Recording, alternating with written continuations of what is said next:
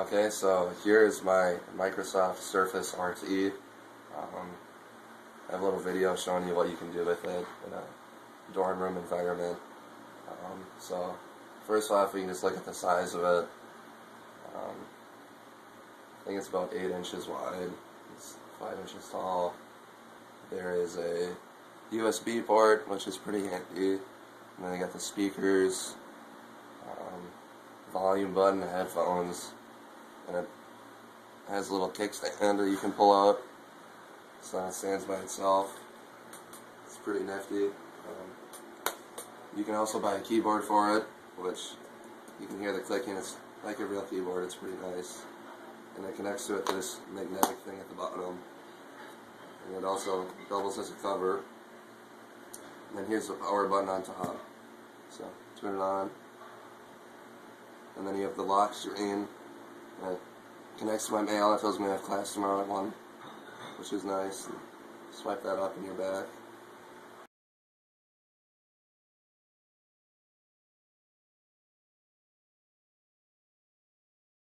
I'm going to show you how to remote desktop, which is nice. If you want to do stuff that your Surface can't, you can connect to your computer. I have my computer right here. You can do it from further away, but for the sake of shooting it, so you're going to do your desktop mode. And then you get to the run command, and you run MSTSC, which is the remote desktop. You hit OK. You put in your computer name, and then your username. That makes it a lot easier to connect. And then it loads up, and here's kind of the login screen. And see, there's Matt, that's my username. Matt H-Notebook, that's my computer. So I connect. You'll see these screens black out, which means I'm in. It says welcome. It's loading it up. So I'm writing a paper for one of my classes now. I could save that onto here if I want to take on the road. So minimize that. I have a bunch of papers, right? And then here we go, like YouTube or Pandora. You can load those up, which is nice. But you can also do those on the Surface. Here, if you want to like load up a video game, I have StarCraft here. There's something you can't do on the Surface, but if you're running around and want to load it up before you get here, that's a nice feature.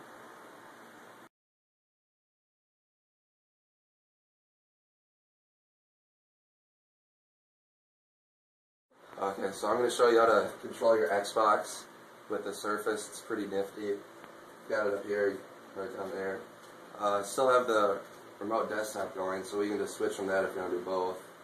So there's my mail. So here's the Xbox app, Xbox Smart Glass. Load that up, and then we'll see. I'm going to pop up in a little bit. See, it's connected with Xbox Smart Glass, and then you got a cool screen. So I'll show you how to open up Netflix. So there's a little tab here for recent apps you've used, and FIFA, NBA, Netflix. So I'll click Netflix, and it shows you what it is, and then you can play on Xbox 360. So that loads it up over here. You kind of have a nifty interface here of the buttons in the corner and the A's in the middle. Like you could open up the Xbox guide like that, and you can scroll down, check your messages, or you can go back, let that load.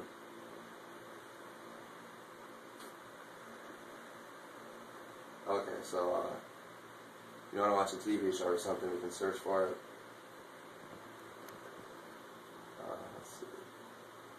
Typing on here is a lot easier than typing on a controller. Okay, so you want to watch It's Always Sunny in Philadelphia. Swipe down to that, then touch the middle, goes right to it.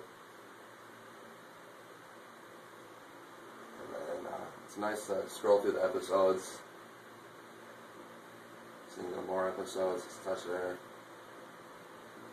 And we'll watch the first episode. I like that one. And you can swipe it left and it'll go left. It's a really appropriate scene right now. And you swipe down, select the episode, load that up.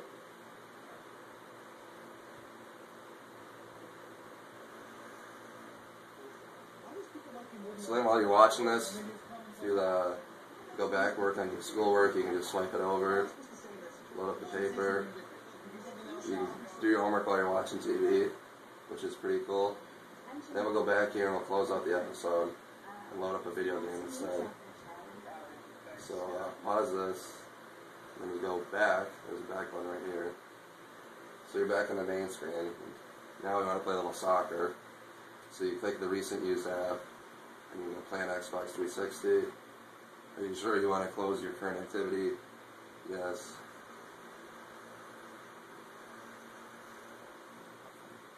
Okay, now it's loading up. And you can't really use it as a controller in the video games yet, but it's nice for exploring apps. So there, we loaded that all up without touching your controller. That's pretty cool. And like I said, and if you want to close this, just drag it from the top, close it. Same with everything else. Like, you can close your desktop phone. You can close your email, which is pretty cool. So there's the Microsoft Surface and how to connect to your Xbox and computer.